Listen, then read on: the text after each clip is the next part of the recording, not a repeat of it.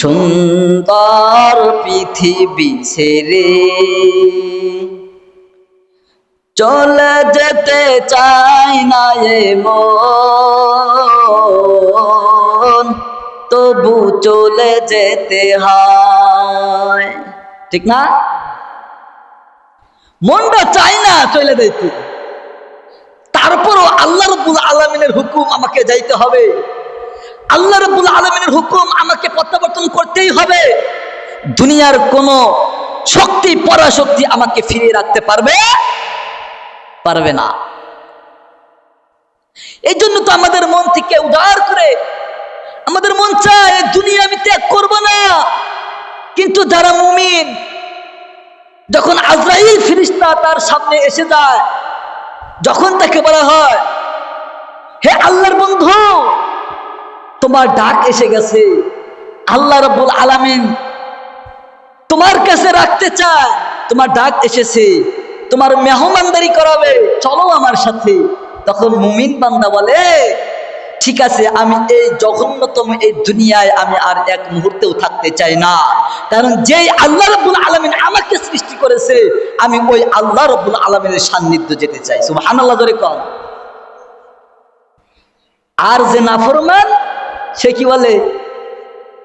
যে নাফরমান সে বলে না না, এখনো সময় হয় নাই, আমার বিবির কাছ থেকে আমি এখনো সময় নিয়ে আসি নাই, আমার ছেলে সন্তানের এখনো ছোট, আমি তাকে মানুষ করাইতে হবে, আমি যদি এখনই দুনিয়ার বুক থেকে চলে যাই তাহলে এগুলো দেখাশোনা কে করবে? তখন আমাদের এই চিন্তা আসবে। এই জন্য মুহাব্বত, দুনিয়ার মুহাব্বতে যারা পড়ছে ভাই, দুনিয়ার মুহাব্বতে যারা পড়ছে সে কখনোই জান্নাতের সন্ধান পাবে না, তার জন্য অতি কঠিন। কবি এমনি এমনি বলে নাই সুন্দর পৃথিবী ছেড়ে চলে যেতে চাই না এ মন, তবু চলে যেতে হয়, তবু চলে যেতে হয়। ফুল পাখি ফসল আর বনের ছায়া,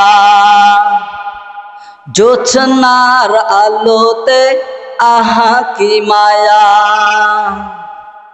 ফুল পাখি ফসল আর বনের ছায়া, জোছনার আলোতে আহা কি মায়া।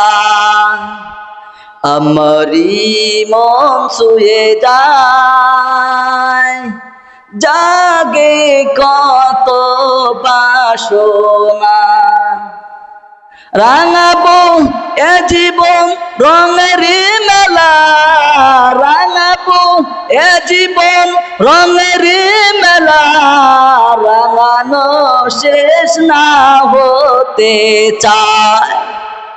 এই দুনিয়ার বুকে আমি আপনি যতই সম্পদ অর্জন করি না কেন, আমার মন বলবে আমি আরো চাই। এই দুনিয়ার বুকে তিনটা প্রাণী আছে যারা শুকরিয়া আদায় করতে চায় না। যতটুকু আছে এতটুকুই ক্ষান্ত হয় না, সে চায় আরো চায়, আরো চায়, আরো চায়, আরো চায়। ও যুবক, এক নম্বর হলো পিপিলিকা। এক নম্বর কি? পিপিলিকা। দেখবেন পিপিলিকা তার পেটটা কতটুক? এতটুক, তাই না? গর্তের তার যে বাসা, বাসার গর্ত এত অনেক মুখ, এত অনেক মুখ নাকি নাকি সামান্য সামান্য। কিন্তু দেখবেন, আপনি একটু লক্ষ্য করে দেখবেন, যখন পিঁপড়ার আস্তানায় যাবেন, তার বাসার কাছে যাবেন, দেখবেন তার থেকে দ্বিগুণ বড় খাবন নিয়ে সে ঘাড়ে নিয়ে চলতেছে, আমার বাসায় নিয়ে যাব, বাসায় নিয়ে আমি এটাকে খাবো। আসলে তার পেট কিন্তু এতটুক, কিন্তু খাওয়ার নিচে তার ডাবল, ঠিক না? ডাবল খাওয়ান নিয়ে যায়। এই যে খাউন যে ডাবল নিয়ে গেল, তারপরে তার তৃপ্তি ভরে না। সে কিন্তু তার বাসার ভিতরে ঢুকাইতে পারতেছে না, দরজার সামনে দাঁড় করে রাখছে। তারপরেও যখনই আপনি আমি মিষ্টি খাই, তখন আমাদের কাছে হাজির হয় কি হয় না? কথা বলেন, হাজির হয়ে যায়। তখন দেখবেন সেখান থেকেও সে কিন্তু একটা খাউন তার বাসার সামনে রেখে আইছি, সে কিন্তু সেটা খায় নাই। আবার আর একটা নিতে আসছি। এভাবে করতে করতে তার বাসায় জমা করে ফেলায়। তাহলে এই পিপিলিকা কখনোই তার যেই খাউনটা রয়েছে, তার যে পেট রয়েছে, সেই পেটের বেশি চাহিদা করে, বেশি চাহিদা।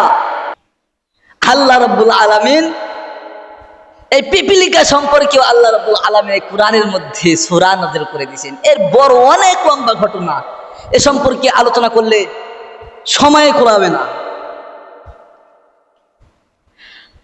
আমি শুধু এতটুকু বুঝাইতে চেয়েছি, আজকের বিষয়টি নিচ্ছি হলো ভয় সম্পর্কে, তাকওয়া সম্পর্কে।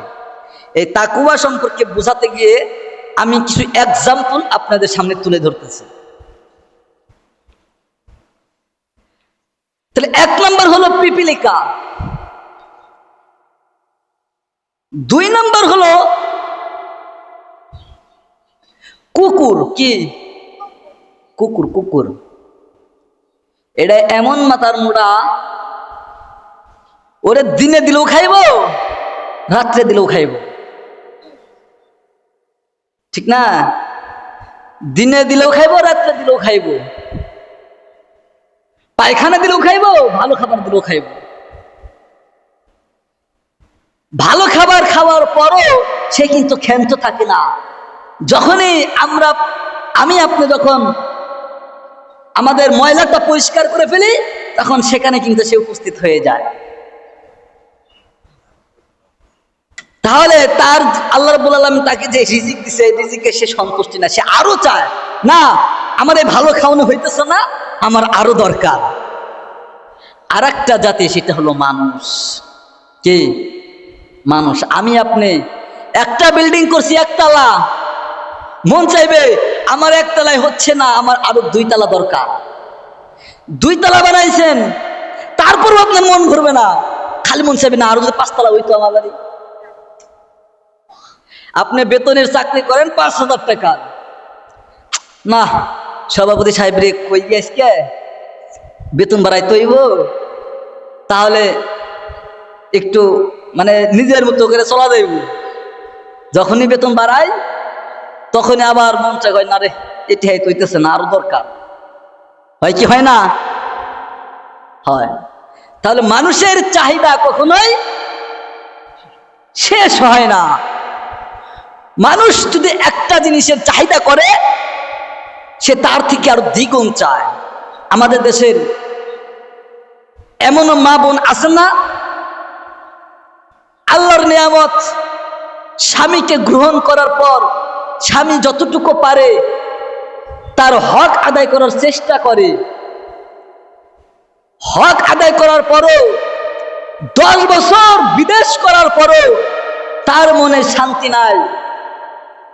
আপনি সারাটা জীবন ভর আপনি কষ্ট করেছেন, সারাটা জীবন ভর আপনি মাঠে কাজ করেছেন, সারাটা জীবন ভর আপনি খামারে কাজ করেছেন, কিন্তু আপনি আপনার ঘরের মানুষের মন কখনোই পাবেন না। কারণ ওই যে শুরুতেই বলছি, 3 শ্রেণীর প্রাণী কখনোই চাহিদা শেষ হয় না। এই নারী জাতি হলো আর এক জাতি, মানে পুরুষ জাতির থেকেও আর একটা ভয়ানক জাতি হলো নারী জাতি। দেখবেন স্বামীর সংসার করতেছে, ভরণ পোষণ যতটুক দেওয়ার চেষ্টা করতেছে, আল্লাহ রাব্বুল আলামিন যতটুক রিজিক দিয়েছেন ততটুক ভাবে আদায় করার চেষ্টা করতেছে।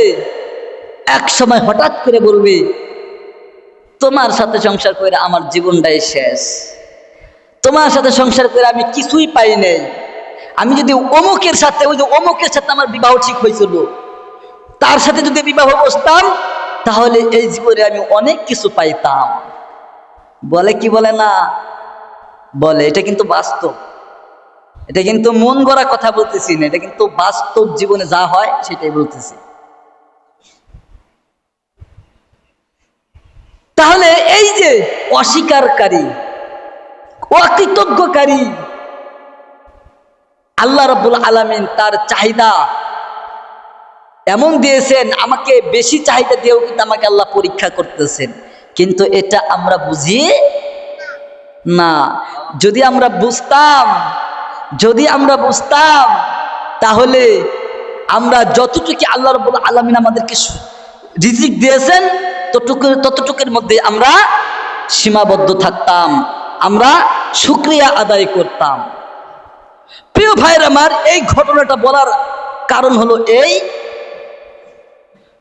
আল্লাহ রাব্বুল আলামিন আমাকে আপনাকে এত নিয়ামতের মধ্যে ভরপুর রাখছে, দুনিয়া এত চাকচিকের মধ্যে রাখছে, এই দুনিয়ার চাকচিকের মধ্যে থেকেও তোমাকে আল্লাহ রাব্বুল আলামিনের ইবাদত করতে হবে।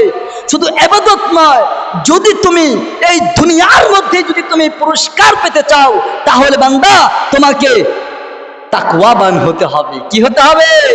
কথা বলেন, তাকওয়াবান হতে হবে।